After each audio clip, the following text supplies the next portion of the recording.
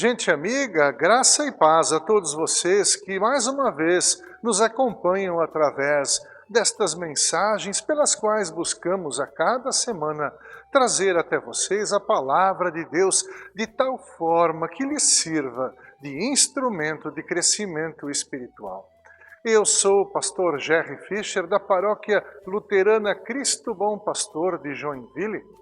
A partir da última quarta-feira, estamos novamente no período da Quaresma, no período da paixão de nosso Senhor Jesus Cristo.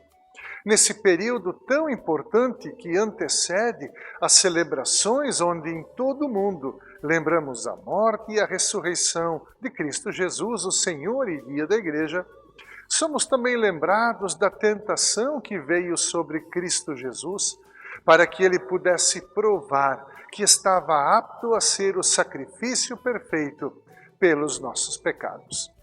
Tendo como base de nossa reflexão a tentação que veio sobre Jesus, no dia de hoje queremos refletir sobre a passagem bíblica que encontramos no Evangelho segundo Lucas, no capítulo de número 4, os versículos 1 e 2, onde lemos: Jesus, cheio do Espírito Santo, voltou do Jordão e foi levado pelo Espírito ao deserto, onde durante 40 dias foi tentado pelo diabo.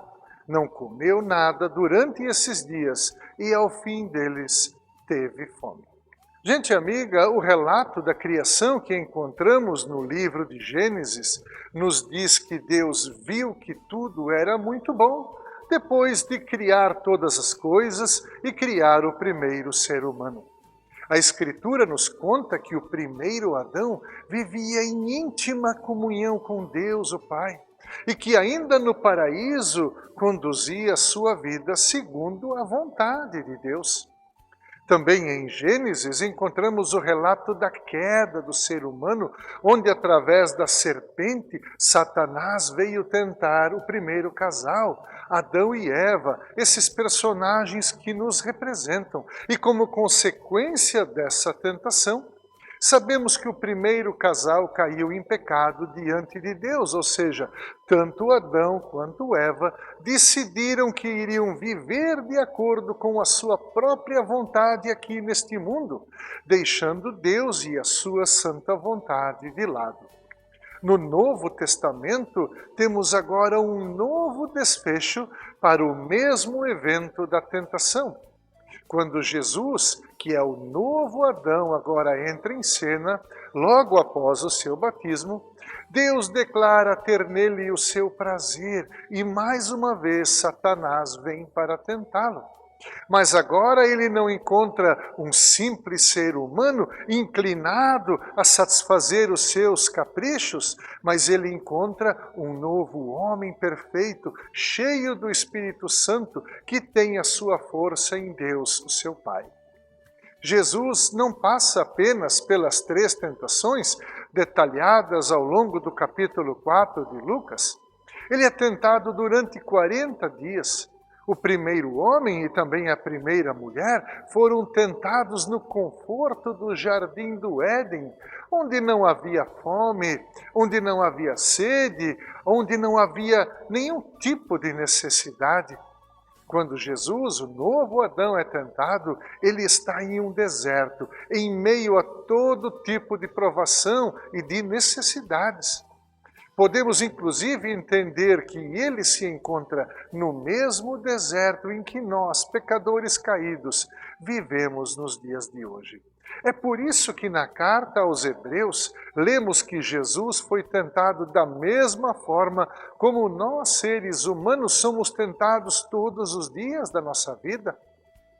Na carta aos Hebreus, lemos assim: naquilo que ele mesmo, sendo tentado, padeceu, pode socorrer aos que são tentados. E também porque não temos um sumo sacerdote que não possa compadecer-se das nossas fraquezas, porém um que, como nós, em tudo foi tentado, mas sem pecado.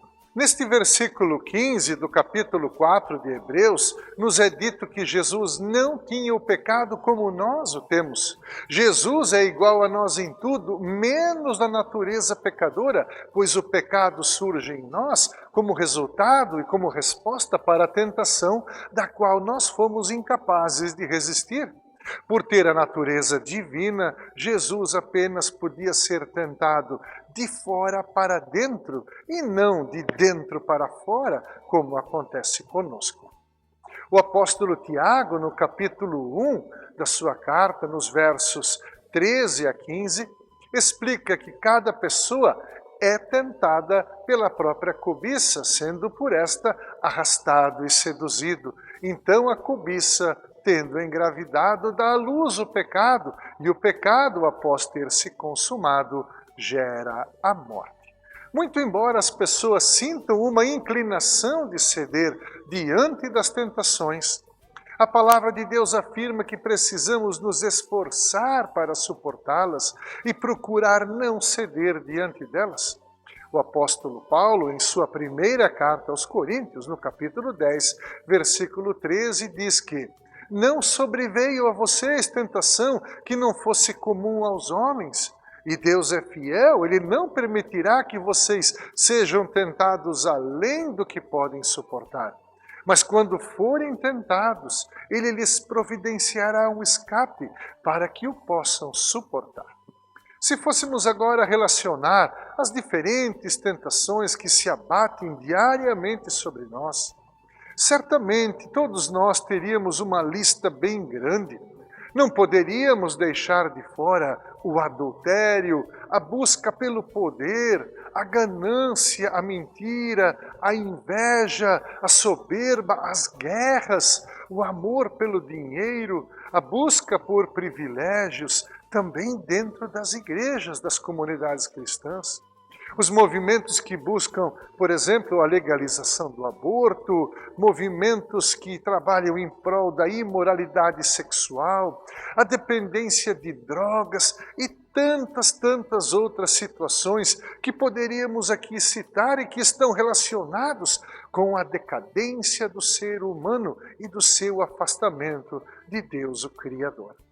Mas eu creio que todas estas tentações e muitas outras têm como raiz a maior de todas as tentações, que é desejar viver neste mundo conforme a nossa própria vontade e não segundo a vontade de Deus.